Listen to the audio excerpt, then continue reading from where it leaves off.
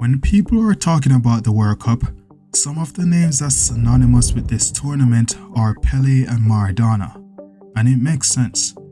They are two of the most iconic names in the history of the sport, from two of the biggest nations that's known for football.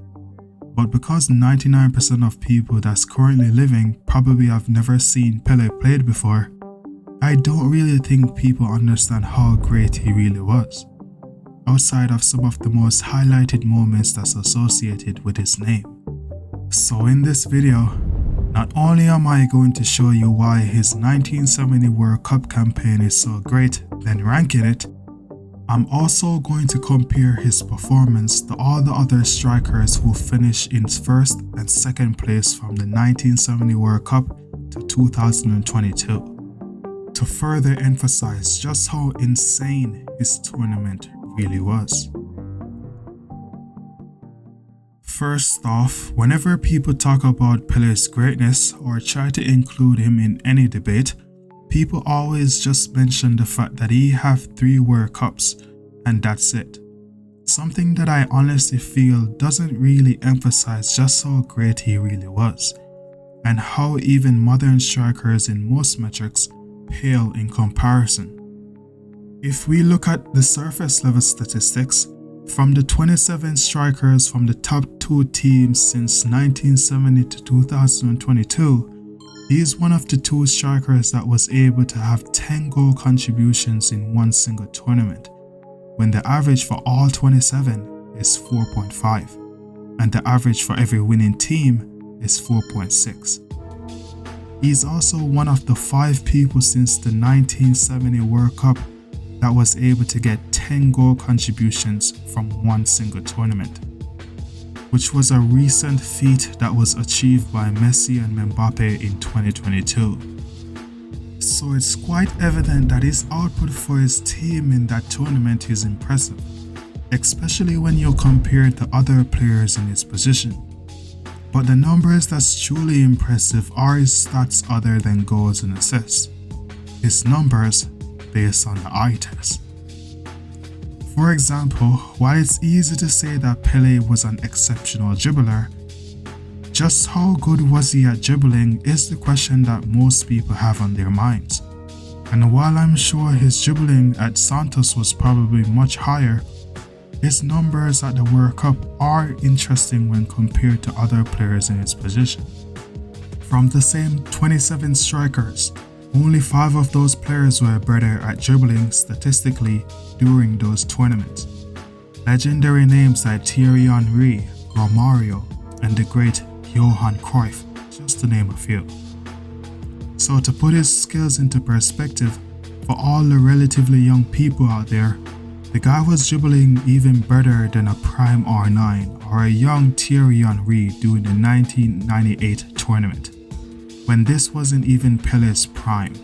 In fact, for all of the new fans of football, he was dribbling more than Ousmane Dembele during the 2022 World Cup, Lamine Yamal during the 2024 Euros, or as much as Messi during the 2022 World Cup.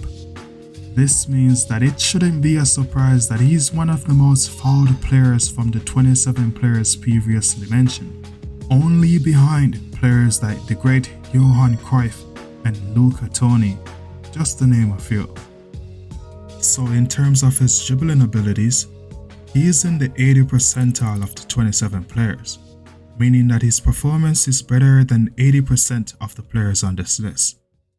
The same can be said about his creative ability and passing as well. During the 1970 World Cup, he was able to create 5.7 chances per game and had a passing accuracy of 84%. These numbers for a striker is unprecedented, and the only person who is even comparable to Pele in this category is Johan Cruyff. This is just another indicator of how involved the guy really was and why he is the only one of these strikers that have anything close to 6 assists in one single World Cup tournament.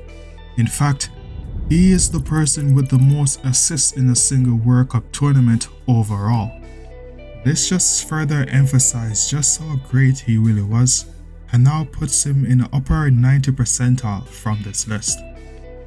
One of the most interesting and ironic parts of this comparison is the fact that he had one of the worst shooting ratios of any of the 27 players that's on this list, having the most shots per game with one of the lowest shots on targets per match.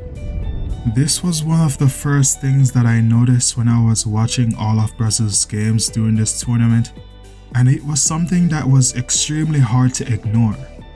The amount of shots that he missed was just surprising, and it's not from the perspective of, well, this means he's no longer a great player. Most great players have really bad moments, but it's just the fact that when you consistently hear that he scores 1,000 goals, you expect that he was scoring almost every chance that he gets, but that simply wasn't the case. And if you think he was taking a lot of difficult shots at goal, this isn't necessarily true. It was mostly mid-range attempts at goal that he should be hitting. This wasn't just a Pele thing either.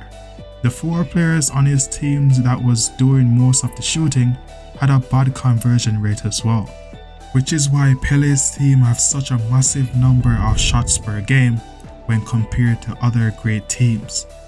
This further supports the idea that modern players are far more accurate when compared to players in the past, and is a trend that is likely to keep going as time goes on.